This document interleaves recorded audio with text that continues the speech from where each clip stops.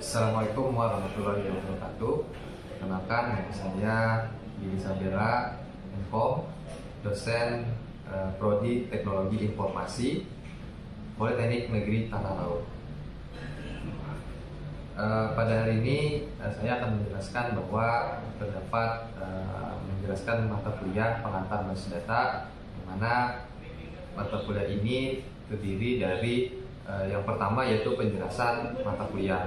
Kedua, dalam penjelasan mata kuliah ini terdiri dari beberapa sub, yaitu berupa deskripsi mata kuliah, kemampuan yang diharapkan, kemudian materi pembelajaran.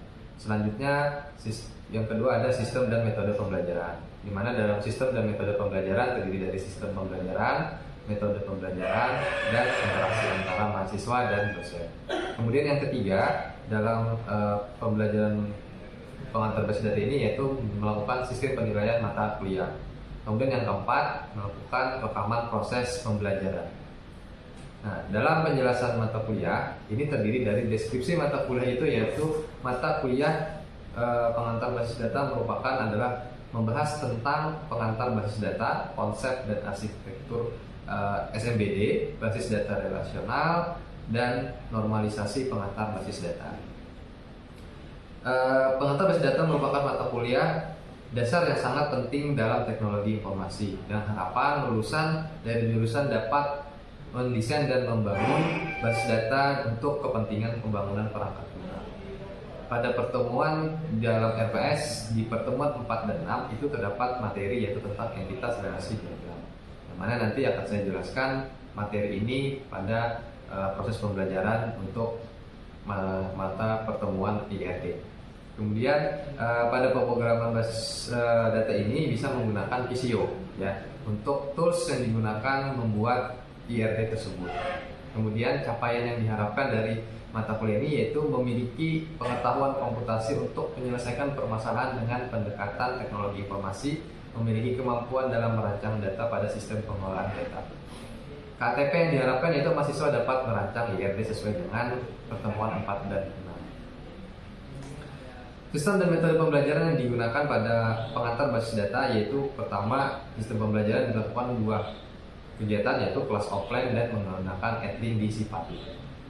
Kemudian metode pembelajaran yang dipakai adalah ceramah, demonstrasi, studi kasus, diskusi, tanya jawab, dan case method.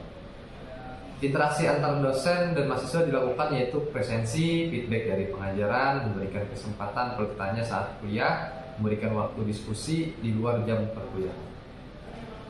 Sistem penilaian pada mata kuliah ini terdiri dari 2 penilaian, yaitu penilaian teori dan penilaian aktivitas partisipatif. Dalam teori itu terdiri dari 3 sub, yaitu sikap 10%, UTS 20%, dan UAS 20%, sehingga total dari teori adalah 50%. Kemudian dalam aktivitas partisipatif 50% terdiri dari nilai kerja 40%, laporan 20%, dan ujian praktikum 40% dari 50%. Sehingga ketika aktivitas partisipatif ditambah dengan teori itu bernilai 100%.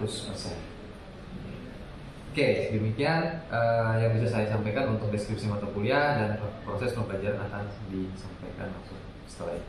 Assalamualaikum warahmatullahi wabarakatuh. Waalaikumsalam warahmatullahi wabarakatuh. Terima kasih buat teman-teman yang sudah hadir, ya. Kita hari ini ketemu lagi untuk perkuliahan tentang mata kuliah pengantar basis data, ya. Mana hari ini materinya yang saya sampaikan yaitu tentang relationship diagram atau yang disingkat biasanya IRD, ya. Nah, nanti saya jelaskan apa itu IRD, definisinya apa, kemudian apa aja yang ada di dalam IRD. Nah, selanjutnya tujuan saya untuk melakukan perkuliahan ini yaitu yang pertama untuk menjelaskan apa sih definisi dari IRD tersebut, ya. Jadi nanti kalian setelah ini mampu menjelaskan definisi dari IRD atau Entity Relationship Diagram. Nah, kemudian ya selain yang itu, yang kedua adalah kalian nanti output dari sini yaitu mampu menggambarkan kira-kira komponen-komponen apa saja yang ada di dalam IRD, ya. Jadi kalian bisa menggambarkan kira-kira IRD ini komponennya apa saja sih. Nah, nanti kalian bisa menggambarkannya, ya. Nah, itu tujuan pertama. Ini tujuan untuk kalian pembelajaran di pertemuan hari. Oke. Nah, Saya dalam membuat materi ini pasti perlu referensi, ya, tidak hanya langsung bikin materi. Jadi harus perlu referensi. Nah, referensi yang bisa kalian pakai ada dua ini, ya, bisa pakai yang nomor 1 maupun pakai nomor 2, ya. Jadi ini, maka nanti kalian bisa lakukan referensi yang mau dipakai nomor 1 atau yang nomor 2. Nah, oke, kita langsung selanjutnya. Nah, dalam setiap pertemuan itu pasti punya metode pembelajaran yang sudah ditetapkan di awal, ya.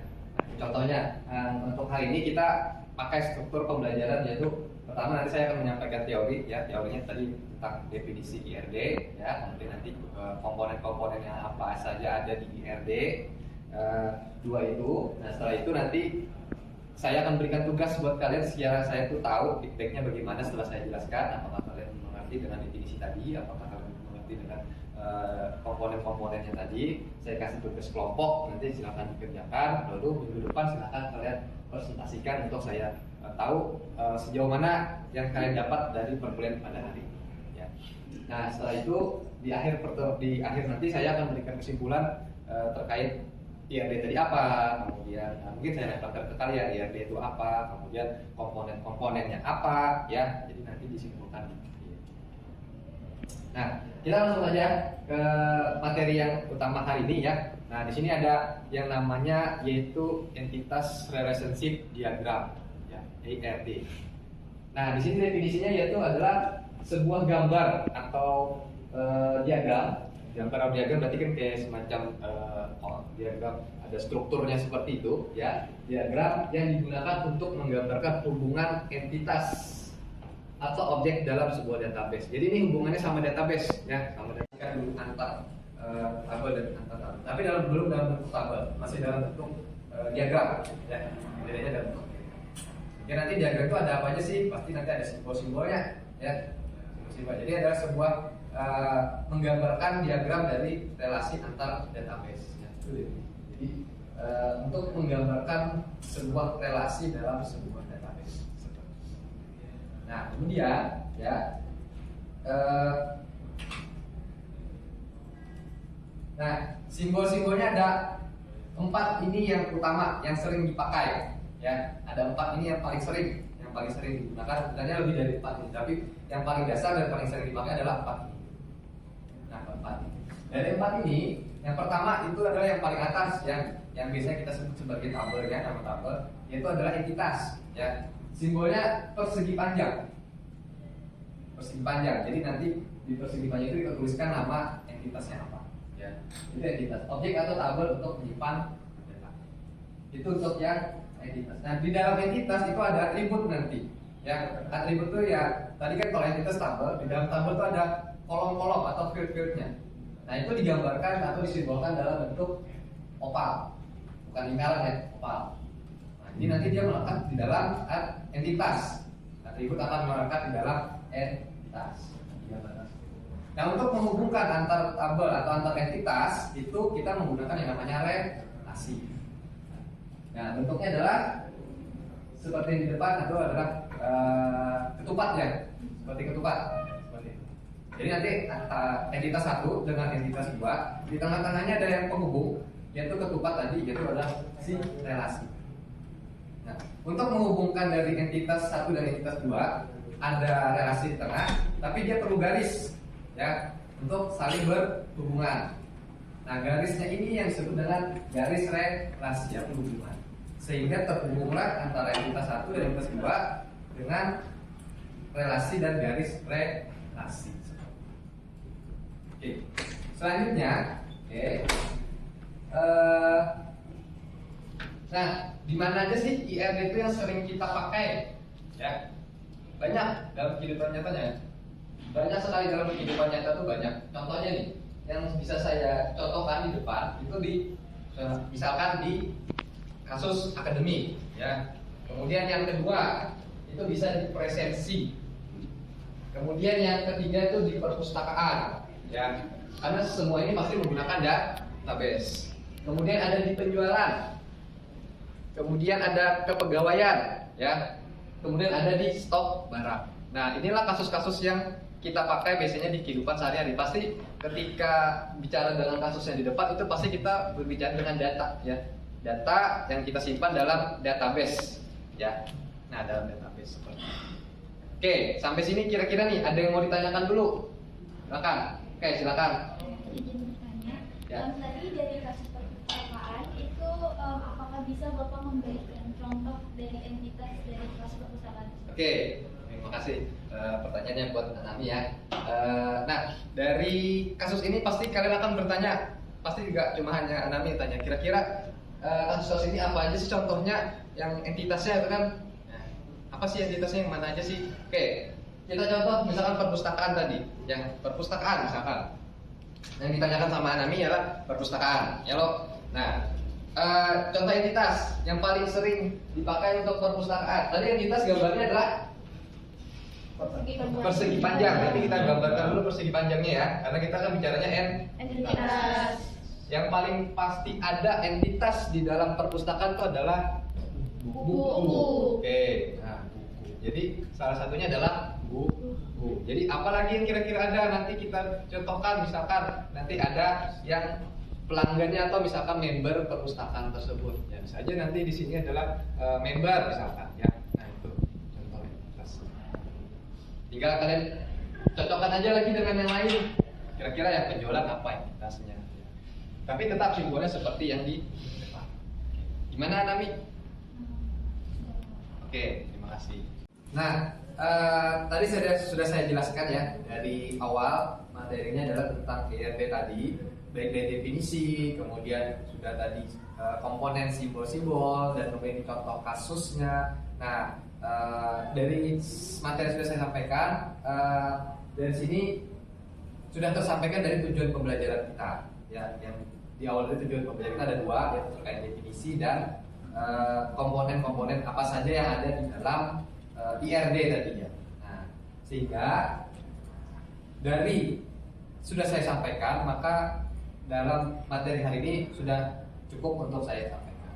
Tapi sebelum saya akhiri materi pada hari ini, saya akan menyimpulkan dulu, ya, menyimpulkan kira-kira yang sudah saya sampaikan itu apakah tersampaikan ke kalian, ya, masuk dengan yang sudah saya sampaikan dan kalian bisa menerimanya seperti itu. Nah, sehingga saya simpulkan bahwa yaitu ada dua hal yang ada dalam materi perkuliahan pada hari ini. Nah, yang pertama sesuai dengan tujuan pembelajaran kita, ya, yaitu terkait definisi dari entitas relationship diagram atau IRD. Nah, tadi definisinya apa? IRD tadi yaitu adalah sebuah hubungan antara diagram antara entitas dan entitas, ya, sehingga dia menghubungkan antara entitas dan entitas. Kemudian yang kedua sesuai dengan tujuan pembelajaran kita, ya, yaitu komponen-komponennya apa saja? Ada 4 tadi ya. Ya, yang pertama bentuknya apa tadi? Kemudian yang kedua bentuknya oval. Nah, yang ketiga ada bentuknya ketupat. Ya, seperti ini ya. Kemudian yang terakhir adalah garis. Ya, namanya garis ya pasti garis ya, menghubungkan antara entitas dan entitas satu melalui relasi di bentuk simbol kedua. Nah, itu adalah yang kita pelajari pada hari ini. Sehingga inilah kesimpulan dari pembelajaran hari ini. Oke. Nah, setelahnya kita karena ada minggu depan kita ketemu lagi, ya, untuk memastikan kalian paham dengan materi tadi, sehingga saya memberikan tugas seperti sesuai dengan struktur pembelajaran kita. Itu tugas untuk minggu depan. Silakan nanti teman-teman ke perpustakaan, ya, jalan-jalan ke perpustakaan, bikin kelompok, dan satu kelompok sampai 3 orang maksimal, ya.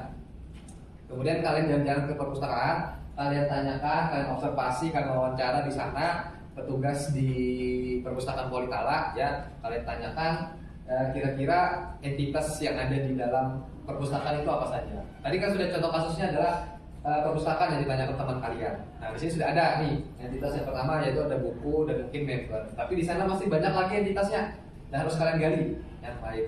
Kemudian dapat entitasnya, atributnya kalian cari. Ya, atributnya kalian cari. Atributnya kira-kira apa saja? Buku kira-kira atributnya apa? Ya. member kira-kira atributnya apa, dan seterusnya. Kemudian kalian cari relasinya antar entitas tadi. Misalkan contohnya member dan buku, kira-kira hubungannya apa, relasinya apa? Meminjam misalkan, ya seperti itu. Nah, kemudian kalian gambarkan dari entitas atribut yang kalian dapatkan, kalian bikin relasinya hubungannya, kemudian kalian gambarkan boleh di PCO, boleh di Dry.io, di mana kalian enaknya kerjakannya di mana, silahkan digambarkan. Nanti minggu depan kalian presentasikan ke kita, baru nanti saya akan mengetahui sejauh mana kalian paham dan materi. Ya, dan lalu lanjut ke pertemuan itu. Oke. Nah, sekian, terima kasih ya yang sudah hadir hari ini. Kita ketemu lagi minggu depan dengan memulai perkuliahan minggu depan, mungkin review dengan presentasi tadi, baru kita lanjut ke materi yang selanjutnya di minggu depan. Oke. Untuk mengakhiri hari ini saya ucapkan terima kasih. Saya tutup. Wassalamualaikum warahmatullahi wabarakatuh. Waalaikumsalam warahmatullahi wabarakatuh.